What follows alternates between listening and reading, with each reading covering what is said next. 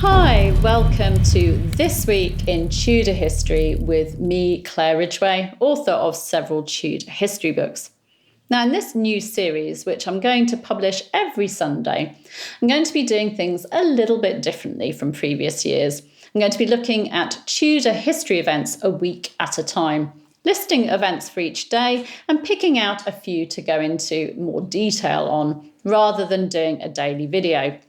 I will do a daily post on the community part of the YouTube channel though, sharing events for each day and sharing previous videos.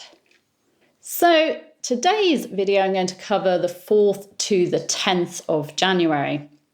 In This Week in Tudor History, on the 4th of January 1569, in the reign of Queen Elizabeth I, scholar, author and royal tutor Roger Ascham was buried in St. Stephen's Chapel at St. Sepulchre Without Newgate, London.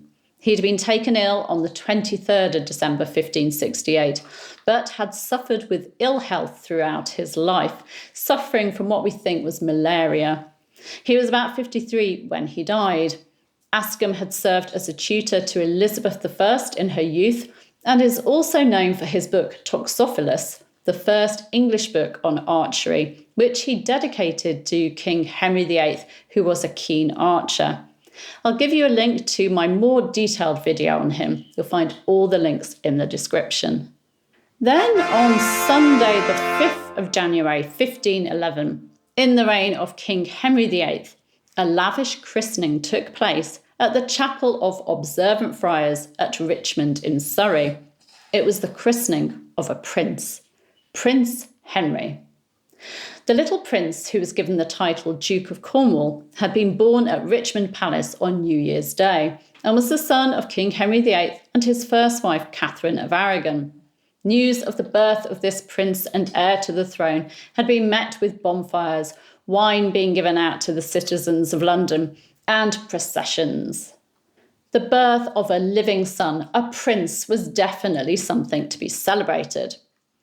A record in letters and papers states that for the prince's christening, a 24-foot wide way between the hall and chapel was new gravelled, then strewn with rushes, and barriers and rails were erected. The south side of the way was hung with cloth of arras, and then approaching the chapel, both sides were hung with arras. Inside the chapel, arras had been hanged everywhere. It must have looked so sumptuous and colourful. The record goes on to give details of the godparents and gifts.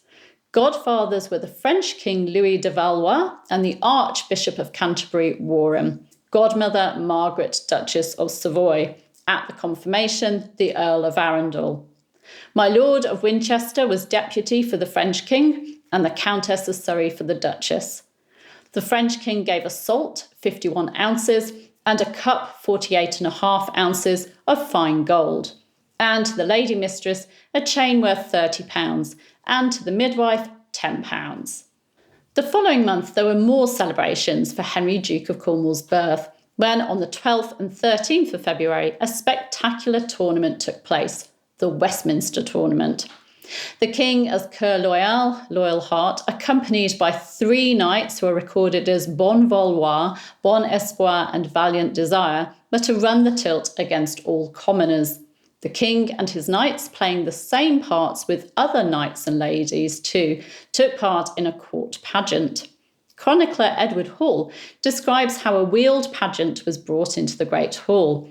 It was beautifully decorated, with every post and pillar being covered with gold, and with trees, vines, flowers and herbs made of satin, damask, silver and gold silk. Plus, everyone involved was dressed in lavish costume.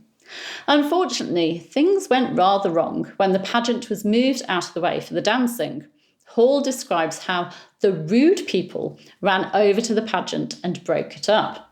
Also, when the king and his companions danced and said that the ladies, gentlewomen and ambassadors could take letters of gold off their garments as tokens, the common people saw what was happening and stripped the king and his companions down to their hose and doublets. The king's guard had to come in and put a stop to it, but it was soon forgotten. Hall writes of how all these hurts were turned to laughing and game, and that it ended with mirth and gladness.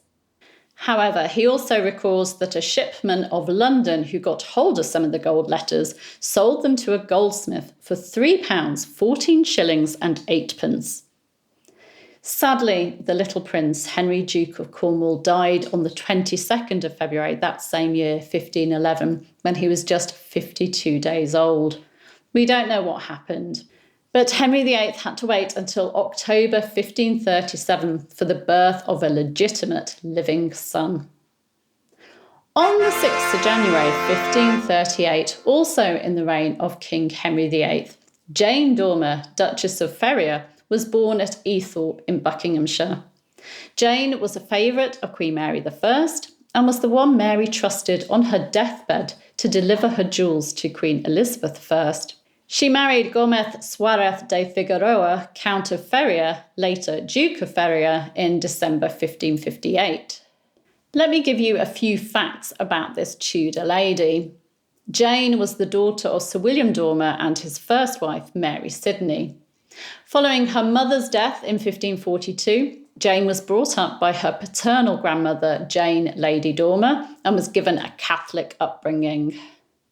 In 1547, when she was 9 years old, Jane was admitted into the household of Princess Mary, the future Mary I. When Mary became queen in 1553, Jane was one of the ladies chosen to attend on her. She was known for her beauty, with one poet writing, "Dormer is a darling and of such lively hue that whoso feeds his eyes on her may soon her beauty view."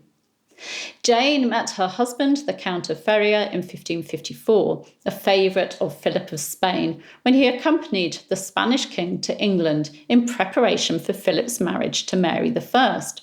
Despite opposition from his family, the Count made Jane his wife on the 29th of December 1558, not long after Elizabeth I had come to the throne. In 1559, the couple left England and Jane gave birth to their first child, a son Lorenzo, in September 1559 in the Low Countries. After Jane had recovered, they made their way to Spain, travelling through France, where they met Mary, Queen of Scots. Settled in Spain, Jane and the Count opened their home to Catholic exiles from England, Ireland and Scotland, and they supported the Jesuits. In September 1571, Jane lost her husband, the Duke of Feria, and her grandmother, Lady Dormer, who'd helped exiles in Louvain. Jane became a leader of exiles, and some English exiles put pressure on Philip of Spain to send Jane to the Low Countries to help neutralise opposition to Spain there. Philip didn't send her, but he did support her financially in her support of exiles. On the Duke's death, Jane's son Lorenzo became Duke. In 1579, Jane's role with the exiles was reduced when Sir Francis Englefield, her friend and fellow patron of exiles, settled in Spain and took over. In the 1590s, Jane's relationship with her son soured for a time due to his opposition of renewed plans for her to go and lead the exile community in the Low Countries. Jane, however, continued to support exiles and to try and influence Philip of Spain's policy towards England. Jane even presented the king with documents signed by herself, Englefield, and Jesuits Robert Persons and Joseph Cresswell, asking Philip to proclaim his daughter Isabel as Queen of England and pushing for him to establish a council in the Low Countries that would focus on English affairs. Philip denied both requests. In 1600, Jane wrote to James VI of Scotland, encouraging him to embrace Catholicism. And when he came to the English throne in 1603, there were plans to send Jane back to England as a lady-in-waiting for his queen consort Anne of Denmark. However, Lorenzo opposed the plan. But then Lorenzo died in 1607. However, Jane didn't travel to England. By this time, she was suffering from ill health. She died on the 13th of January 1613 and was laid to rest in Spain in the monastery of Santa Clara in Thafra. So that was an overview of the life of Jane Dormer. On the 7th of January 1619, the famous goldsmith and miniaturist Nicholas Hilliard was laid to rest at the parish church of St. Martin in the Fields, London. His exact death date is not known, but he was around 72 years of age. Hilliard, who was from Devon originally, is known for his beautiful portrait miniatures of the English courts in the reigns of Elizabeth I and James I, and also his paintings of Elizabeth I, the Pelican portrait and the Phoenix portrait. On the 8th of January 1570, in the reign of Queen Elizabeth I, Henry Clifford, 2nd Earl of Cumberland, father of George Clifford, Elizabeth I's champion, who I mentioned a few days ago, died at his home, Broome Castle. He was buried at Holy Trinity Church, Skipton. Here are a few facts about this Earl of Cumberland. Clifford was born in 1515 and was the eldest son of Henry Clifford, 1st Earl of Cumberland, and his second wife, Margaret Percy, daughter of the 5th Earl of Northumberland. Clifford went to the royal court in his youth and attended on Henry VIII's illegitimate son, Henry Fitzroy, Duke of Richmond and Somerset, at Pontefract Castle. In 1533, during the celebrations for the coronation of Queen Anne Boleyn, Clifford was made a Knight of the Bath. In 1535, when he was about 20 years of age, Clifford married Henry VIII's niece, Eleanor Brandon, daughter of Charles Brandon, Duke of Suffolk, and Mary Tudor, Queen of France. The couple had 3 children, Margaret, Henry and Charles, but sadly the boys died young. In 1537, Clifford attended on Henry VIII's eldest daughter, Mary, at the funeral of the King's 3rd wife, Jane Seymour, at Windsor. And in January 1540, he was in attendance at the meeting of Henry VIII and Anne of Cleves. He was also appointed as Henry VIII's carver in 1540. In the 1540s, Clifford served the king as a soldier in the north, but lost out on being appointed as Warden General of the Marches, with the position going instead to John Dudley. However, Clifford was appointed to the Council of the Borders and then to the Council of the North. He served again in the north in a military capacity in 1559 and 1560, following Elizabeth I's accession to the throne. Back in 1547, Clifford's wife Eleanor died. Clifford was devastated and, according to a family story, could only be brought back from a certain death by suckling from a woman's breasts. The grief-stricken Earl retired from court and spent time in his northern estates dabbling in distilling, alchemy and astrology. In 1553, Clifford narrowly avoided being caught up in the succession crisis caused by Edward VI's death. John Dudley, Duke of Northumberland, leader of the young king's government, had wanted Clifford's daughter Margaret to marry his son Lord Guildford Dudley. But Guildford ended up marrying Lady Jane Grey, Clifford's niece, instead. Margaret ended up marrying Henry Stanley, 4th Earl of Derby. In 1554, Clifford married his second wife, Anne Dacre, daughter of William, 3rd Baron Dacre of Gilsland, and daughter also of Lady Catherine Neville. The couple went on to have at least 3 children: George, who'd become 3rd Earl of Cumberland, Francis, who'd become 4th Earl, and a daughter, Frances, who married Philip Wharton, 3rd Baron Wharton. In Elizabeth I's reign, Clifford was accused of supporting Catholic priests in the north, but things improved for the Earl when his son George married Margaret Russell, daughter of the Earl of Bedford, a member of a Protestant circle at court. Although he was implicated at first in the 1569 Catholic Rising of the North, a rebellion by fellow Catholic Northern Earls, Clifford was able to demonstrate his loyalty to the Queen by holding his castle at Broome in her name. He died at Broome Castle on the 8th of January 1570. On the 9th of January 1587, schoolmaster and map engraver Clement Adams died.